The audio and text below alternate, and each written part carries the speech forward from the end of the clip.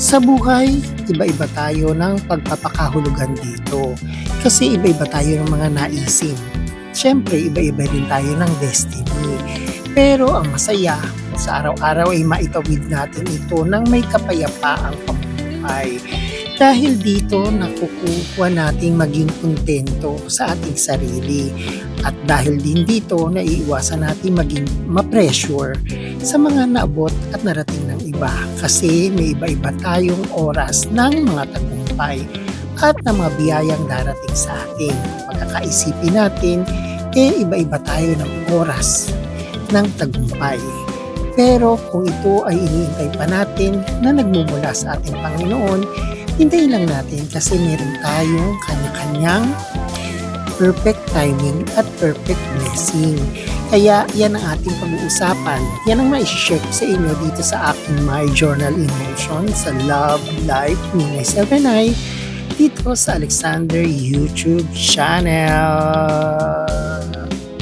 Kung ating pagkakaisipin, wala naman yan sa laki o sa liit ng mga blessing na dumating sa atin o sa layo o sa lapit ng iyong narating sa buhay. Basta maging kontento ka lamang dahil minsan yung kakontentuhan yan yung mahirap nating ma-achieve sa buhay Kasi syempre hindi mawawala sa buhay yun. Meron tayong inggit.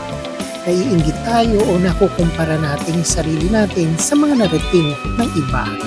Mga kakilala natin, mga kaklase, mga kaibigan o minsan kapamilya natin. Minsan doon natin binabata yung naging success natin sa buhay kung ano yung narating ng iba. Kaya tayo napipressure kasi doon tayo tumitingin. Mas magandang tinitingnan natin mismo tayo kung ano na yung narating natin. Kasi hindi naman tayo sabay-sabay pwedeng maging successful Hindi naman tayo pwedeng sabay-sabay maging downfall. Kumbaga, may perfect timing nga na sinasabi ko sa inyo na perfect blessing na darating sa atin. Kanya-kanyang oras yan. Parang pamumulaklak ng isang halaman. Meron na mumulaklak sa umaga, may namumulaklak sa gabi. Ganun lang din tayo kasi meron tayong iniintay ng mga blessing na galing sa ating Panginoon kasi siya ang nakakaalam kung kailan to darating at kung kailan to dapat mapasa atin. Minsan kung pagkakaisipin natin, parang mas mahirap ang ma-achieve ang maging simpleng tao kaysa sa maging kilala o famous na tao o maging mayaman. Kasi diba, pag simpleng tao ka, parang ang hirap-hirap nitong ma-achieve.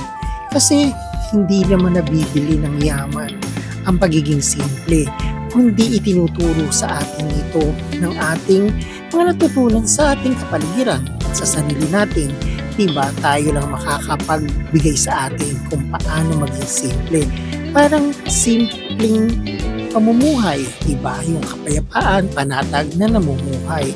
Kasi diba, kadalasan naman pag meron ka ng narating, mas marami kang pinag-iisip kasi paano mo i-maintain yung narating mo na, yung mayayaman o yumaman, nagkaroon ng mga ari-arian, diba? Mas lumalaki yung pag-iisip nila kung paano nila ma-maintain ang mga bagay na meron na sila. Kaya sa buhay, mas magandang i-achieve natin magkaroon tayo ng gratefulness tsaka yung gratitude. Yung mga kahit ba maliit na simpleng bagay na dumating sa atin sa pang-araw-araw magpasalamat. Sa ating simpleng pagkain na dumating sa ating mga biyaya magpasalamat. Kung ano man yung mga dumating na kahilingan mo, magpasalamat. Kung hindi dumarating pa ang iyong mga kahilingan sa mga panahon na kailangan mo, mag-intay. Patience is a virtue. Ang sabi nga, di ba, ang panalangin ng ating mga kahilingan hindi parang isang shopping online na darating. Minsan nga diba naka-cancel pa. Parang ganun din. Kumbaga, ang panalangin ay mayroong pagtsatsaga ng pag-iintay.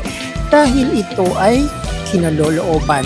Pinagkakaloob sa atin ito ng kailangan magkaroon tayo ng presensya ng pag-iintay at huwag tayong maghinawa ng panalangin. Kaya yan ang ating pinag-usapan ngayon. Kailangan be grateful and gratitude sa buhay para ma-achieve natin ang tranquil of peace, ang mapayapang pamumuhay. O ayan, thank you for watching and please don't forget to like, share, and comment to my video. And thank you very much for watching and God bless!